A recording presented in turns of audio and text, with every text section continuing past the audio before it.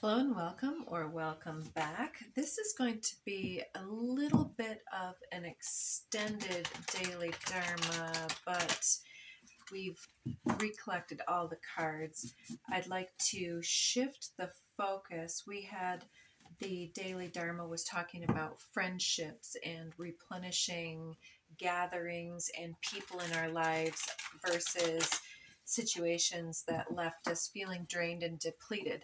And so I thought we would go in, since I did forget to use my favorite, as I call it, code card deck here that I like to use for the daily Dharma. And we're going to do this extended as far as like supportive or activating friendships, associations, partnerships, and so on. People, places, things in your life that are showing up, and what the energy has in store for us if we can get through all of that. So what we're going to do is we're going to look at 4. So I'm taking this deck and we're going to put it into 4 piles here. There we have it. So let's take a look at this. And if I didn't say it, thank you, welcome. I appreciate every one of you guys for showing up. This is Dina with Impressive Warrior. So let's take our first pile here and take a look at what we have. Our first one is a Kuan card, the Lotus Throne. So this is yourself or another individual who does a lot of contemplation and thoughtful researching and reflection. Somebody who does a lot of self-purification and inner self work, a lot of purity and knowledge, sacred knowledge. Somebody on a spiritual path. Ooh, the second one, number 19. This card is a complex one. It talks about this sun and the moon connection to me. It's Bahuvanesavari.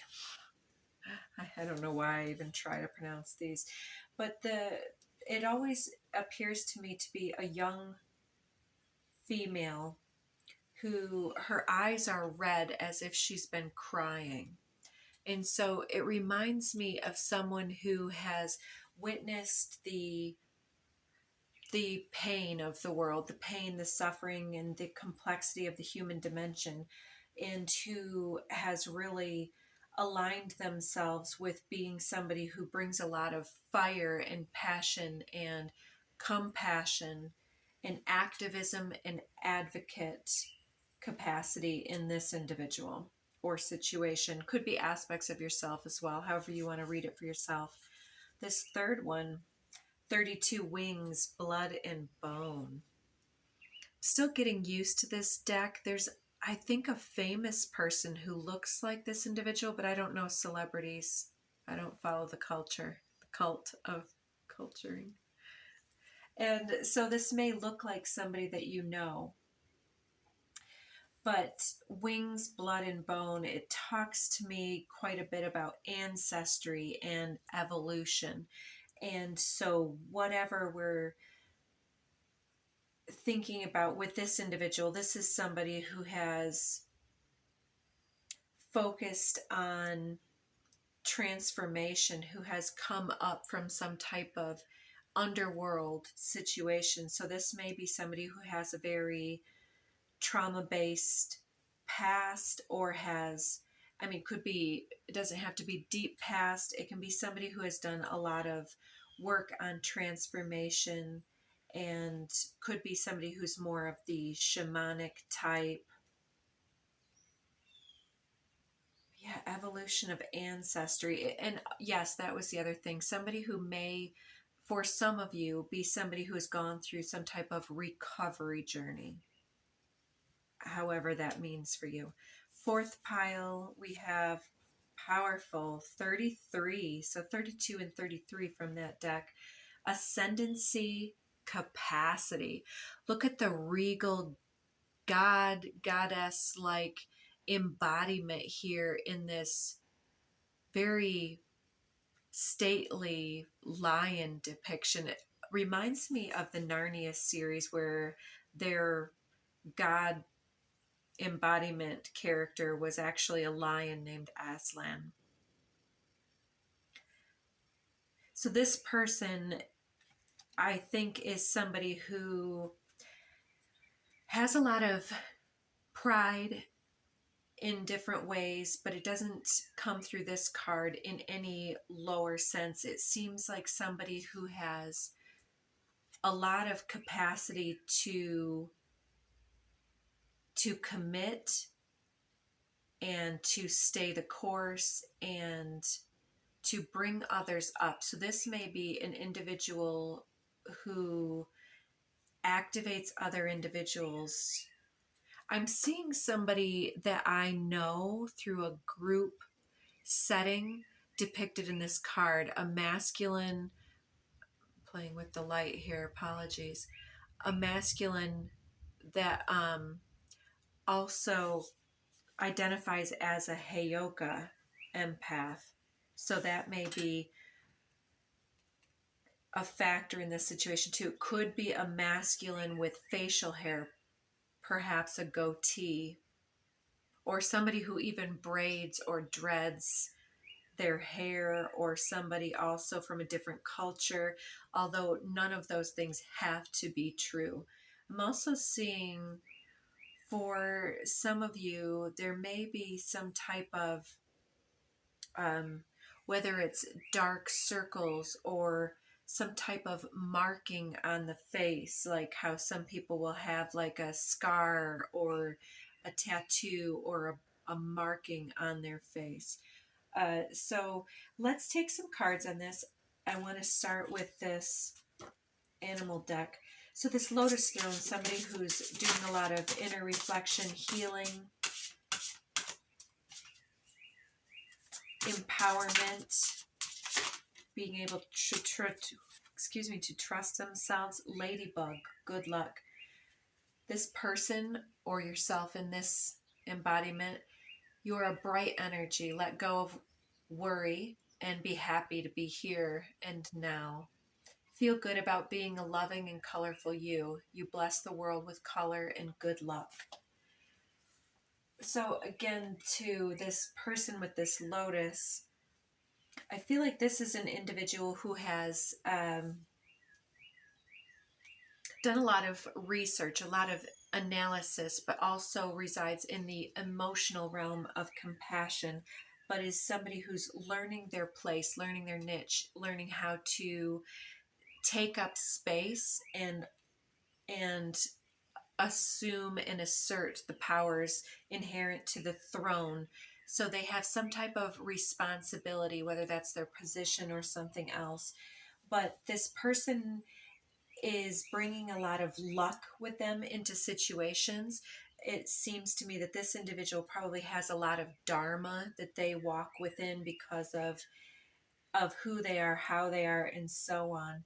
And so anything that they touch, they may have something like the Midas touch, or when somebody's feeling bad, they're the person that can come around and get you to smile, not because of telling silly jokes, but somebody who allows you the healthy reflection of like seeing the truth behind something. Could be somebody who does a lot of quiet solitude inner work. And also this, it's a solitary individual. Exactly. The wolf, pathfinder. Release your past and start a new journey. You're a teacher and you help others to find their way. There will be challenges, but your soul is strong. Perseverance is your secret power. You have a love that endures.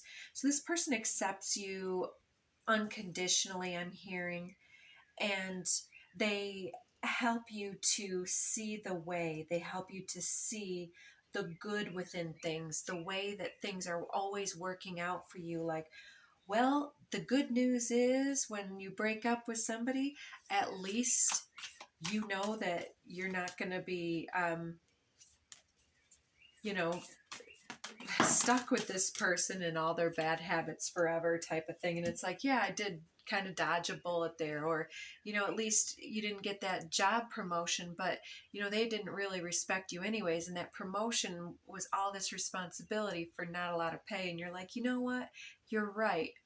And maybe, and then they point out more and more, and this really alchemizes your experience and allows you to see your own alchemy and luck and spiritual favor working out for you.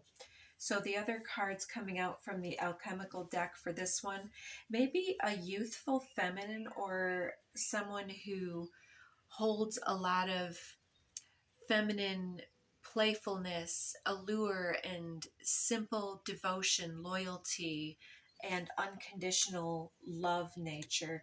Somebody who has a lot of hope and faith in the future. And this person also is coming out with the thread and the mother.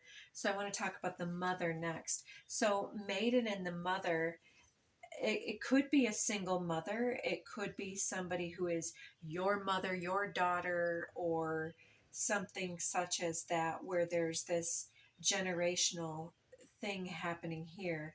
But it's also like it could be a motherly influence or someone who helps you to learn how to cultivate and self nurture. And with the thread, this type of insight is helping you to figure things out and bring things together for you to find your path.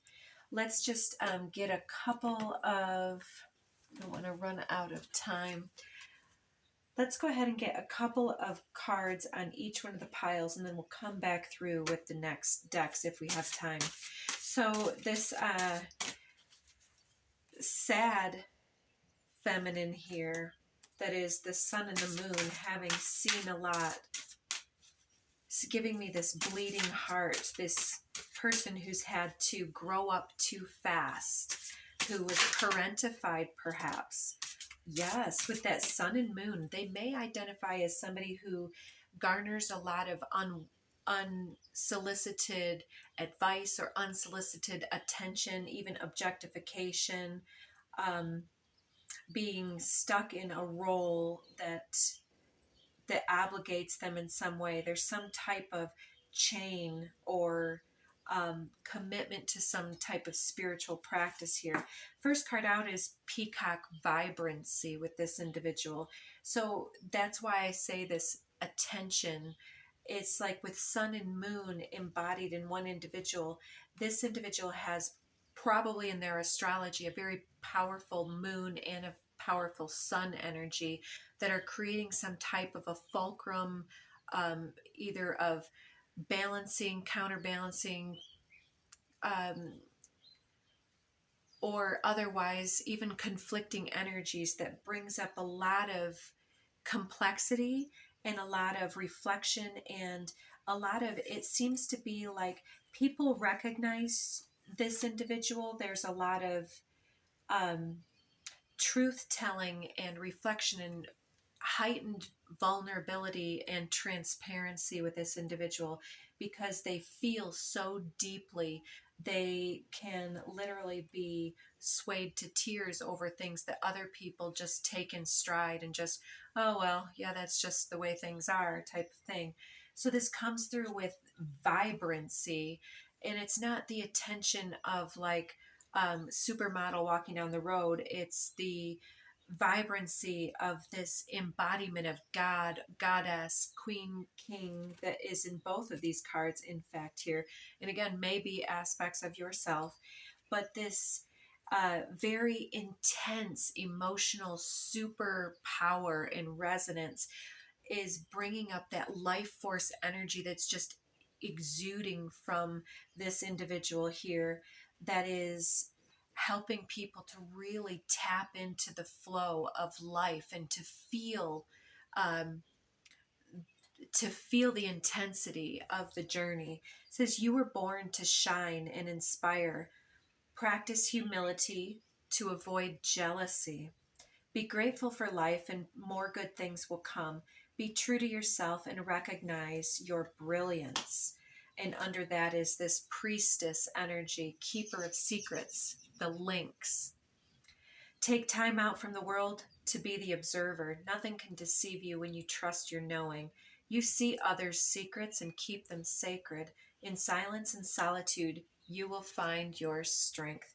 So, like I say, this individual or yourself has seen some things grew up fast, and so they are able in that way to, from their emotional spiritual maturity and their commitment to this spiritual light of theirs in this embodiment quest that has kind of forced on them to be this larger than life personality, garnering attention at every turn. They hold a lot of sacred knowledge here that is not really intended for the masses. And so it's like when they open up, it's a direct hit and it really affects and influences other individuals in powerful ways. And so this may be also an influencer or some other type of spiritualist, psychic, but definitely an empath, somebody who probably works more in some type of people services or animal services or something such as that. Under the deck, we now have the Destroyer. Again, with that advocacy and that bleeding heart, I'm seeing Hunter and the Threshold. So this person is really on a quest. They're really looking at something, and how do they maintain their sense of embodiment and strength and purpose and embodiment of literally the light without being destroyed by the pain that they've had to endure, by even being the secret keeper for many of their friends, families, and even strangers on drunken nights. They hold a lot of depth and complexity in this way, and I would suspect that this really needs a release, and this individual really needs another individual for that, for their own embodiment quest going forward. It comes out with the healer. Absolutely, this person has healed themselves and being parentified themselves. Yeah, interesting. I'm gonna leave that one. The ocean comes out with the nectar, very similar to the maiden energy next to it. Perhaps these individuals are people that are acquainted or related to you, because there's something here, like it could be mother, sister, something like that.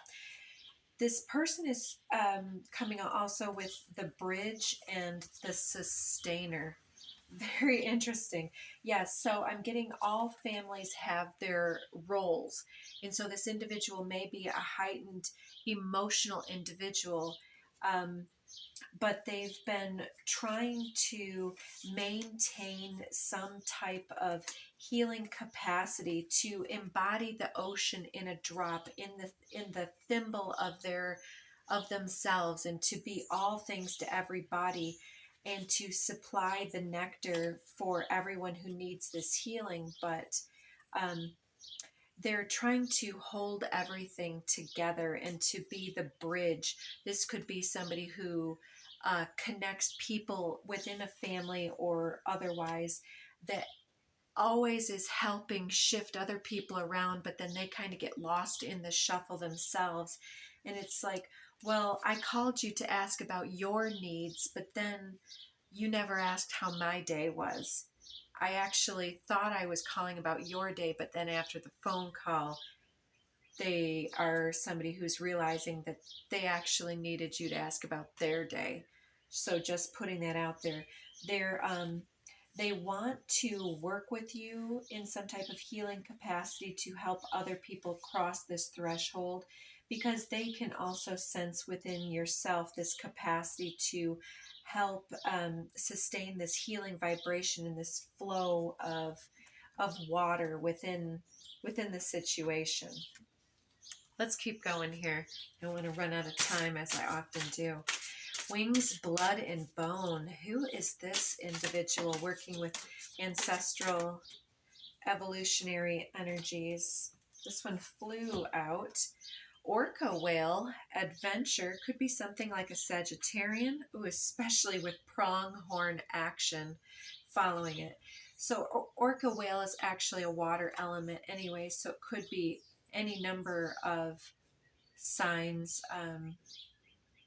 Yeah, particularly Scorpio or Cancer. Anyways, Orca Whale Adventure says, dare to do things differently, sing your wild song, manifest your travel dreams, attempt the great journey with confidence. Be loyal, friends and family are your treasures. Be brave, you're more powerful than you know. I love that one. And pronghorn action. Now there's time. Now is the time to act. Opportunities are here. Move forward with confidence. Your talents will always help you land on the pinnacle. Your quick wit and keen senses will lead you to success. So this is an individual who wants more out of life with this evolution. It's like um, whether it's the recovery story or something else, this individual, I can I can see a couple ways that this could happen, but with adventure and action, with wings, blood, and bone, it's like this person might be more of a risk taker, somebody who lives life a little bit more spontaneously and may have the bumps and bruises to prove it, or they've just fallen down that many times that now they don't have the same fear of taking a risk or having fun or just dropping everything. They realize that time is of the essence sometimes, and that if we always put things off, then things never come back around. Like there's never the perfect time to do certain things. Like the perfect time to meditate is when you don't have time, because if you don't have time to meditate on a basis, that's the first sign that you need it. So this individual is very adventurous and wanting to do things a little differently. They can definitely be somebody who has done something like changed up their name, so to speak, and they may go by a different thing now, or they may have moved locations as part of their evolution. It comes out also with penguin authenticity under the deck, reaching out to your tribe in times of need. Family, again, family could be a family member. Family gives you strength when you need to face the storms of life. Love your uniqueness. You're full of surprises. Break free from others' expectations to just be yourself. So, exactly, this individual wants more out of life than was perhaps immediately available. Instantly, the first one that's coming out here is then the Queen card on a stack of cards, the Desert. So I wanted to point out that family was mentioned in a couple of those cards, but it's somebody also that desires success. They may be very successful or dedicated on the material plane in the real world, so to speak. So yeah, it comes out with this Queen card. So there are elements of the throne. This one has a crown. Then we have the literal Queen card here. So there's something here too about this feminine lineage, which is perhaps because of the deck I'm using. But so let's see, the Queen depicted with that same lotus from before. So these are people within a collective potentially here. And then this is the moon, and then this serpent. This is the year of the snake in 2025 when I'm recording. Ooh, and it comes out with a sword. And look at this moon and sun depiction here, being possibly of, and that's a crescent moon. So what is this? The light and the dark, the technicolor and the darkness. Remember, we're talking about this recovery story or this shamanic, which can also be the action and adventure of the shaman going out and doing light working type stuff and working on the collective evolutionary journey. Yeah, the collective evolution and mindsets and helping people to tap into the why it's fun, why it's amazing, why it's worth the endeavors, why time is critical in some essences and how to alchemize their darker emotions into the lighter emotions. This is somebody who has tasted and had one foot almost in the grave. They also could be a cancer survivor or something like this, or somebody who has had a scare type of thing like that, or has had a death in the family of somebody very close to them. But they are also coming through with this playful, adventurous, taking action to get out of this fearful crescent moon, um, into the next phase of their journey. Let's see about this ascendancy capacity. I just want to show that card one more time. It's coming through with a lot of masculine energy. So let's see, what cards can we get for the personality development of this individual or circumstance, situation, or aspect of yourself? There we go, it's that one. Lynx comes out again, keeper of secrets. Another individual that has been able to hold space for other individuals and knows some things about other individuals, but doesn't go out and spread this stuff around. So I'll just read it again briefly for those skipping around. Taking time out to be the observer. So somebody who has observed things in others that they don't always talk about, but they see and honor that. Nothing can deceive you when you know and trust your inner knowing. You see others' secrets and keep them sacred. In silence and in solitude, you will find your strength. So this person has spent a lot of time off on their own, contemplating the human dimension in that way. Ooh, and it comes out with Hawk, messenger. Could definitely be somebody working with Thoth energy. Hawk is also the emissary between life and death, I think. And so is somebody who has really thought about the differences and probably had their own struggles with really grounding into this life earthly experience here. It says spirit is sending you messages. Open your greater vision to see the signs. Focus on priorities and eliminate distractions. You have a bright future. Let yourself ascend to new heights. Incredible. This person with the ascendancy capacity and ascending to new heights here, it's somebody who has been scapegoated, black sheep, or outsider, somebody who has had some betrayals or underestimation.